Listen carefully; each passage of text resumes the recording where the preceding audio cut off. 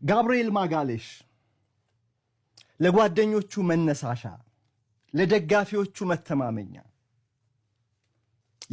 የባለጋራ ቡድን የተጋጣሚ ቡድን ስጋት፣ ተከላካይም አጥቂም፣ ፊተኛም ጎል አስቆጣሪ ኋለኛም ጎል ተከላካይ፣ አስቆጥሮም ተከላክሎም በስሜት የሚደሰት የወኔ ጎዶሎነት የማያውቀው ወኔ ጎድሎበት የማያውቅ ሁልጊዜም ደሙ የሚንተከተክ የአርሰናል የዋንጫ ጉዞ የስኬት ዋስትና ነው። ጋብርኤል ማጋሌሽ አጋንኛዋለሁ ወይ? ደጋፊዎች በስሜት አይ ከዚህ በላይ ሊነገርለት ይገባል ትሉ ይሆናል። ደጋፊ ያልሆኑት ግን ምክንያትን ተንተርሶ ለሚፈርዱ እግር ኳስ አፍቃሪዎች የዚህ ተከላካይ ቴክኒካዊ ብቃት ብቻ ሳይሆን የማጥቃት የቆመ ኳስ አጠቃቀም ተጽዕኖ ፈጣሪነቱ ብቻ ሳይሆን የእርሱ መገኘት ብቻ በሜዳ ላይ የእርሱ ፕሬዘንስ ሌሎችን እንደሚያነቃቃ፣ አርሰናልን ይበልጥ እንዲያጠቃ፣ ይበልጥ እንዲተማመን፣ ይበልጥ ወደ አሸናፊነቱ እንዲራመድ የሚያስችል ተከላካይ እንደሆነ ይፈርዳሉ።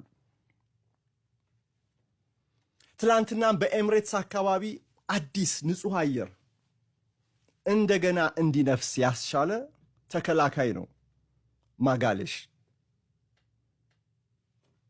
የመመለሱን ዋጋ ሊተነበይ በሚችል ተጽዕኖ ከማዕዘን ምት ጎል በማስቆጠር የተቋረጠውን ያንን ስራውን እንደገና ያስጀመረበት ምሽት ነበር። ሊተነበይ የሚችል ያልኩት የማዕዘን ምት ሊመታ ሲል የመጀመሪያው ኮርና ሊመታ ሲል ይኸው ማጋሌሽም አለ ዛሬ ሊሻማ ገብቷል ስንል ነበር። ትላንት ምሽት ካሜራ ምስቱን ሲከተለው ነበር። የአስቶን ቪላ ሳጥን ውስጥ ሲገባ በሁለት ተከላካዮች በሁለት ተጫዋቾች ማርክ ተደርጎም ነበር ሲጀምር።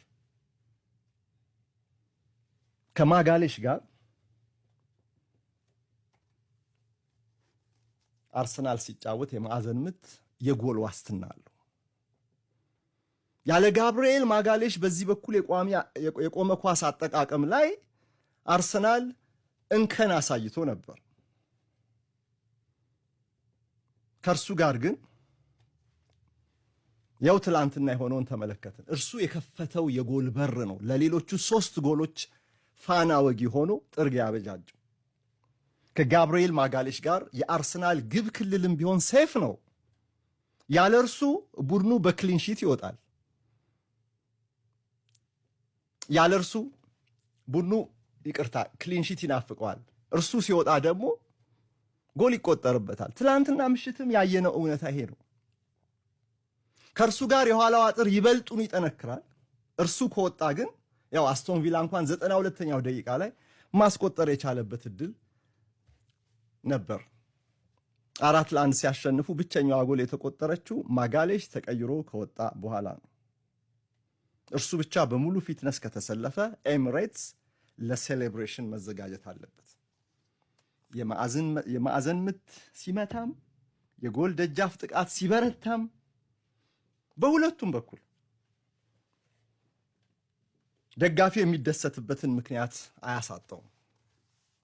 እንዴት አይነት ተጫዋች! በቦታው ላይ የበሰለ ተደላድሎ የቆመ ከተጣማሪዎቹ ጋር በልዩ ውህደት ቆሞ የሚገኝ እንዴ! በመከላከል እንደዚህ እንደ ጎል የሚጨፍር ሴሌብሬት የሚያደርግ ተጫዋች አይቻል አቅም በዚህ ልክ ደም ስሩ በአንገቱ ላይ እስኪገታተር ድረስ። የኋለኛው መስመር ጋብርኤል እንደዚህ ነው። የፊተኛው መስመር ጋብርኤል ደግሞ በልዩነት ፈጣሪነት ምሽቱን ብቅ ብሎበታል።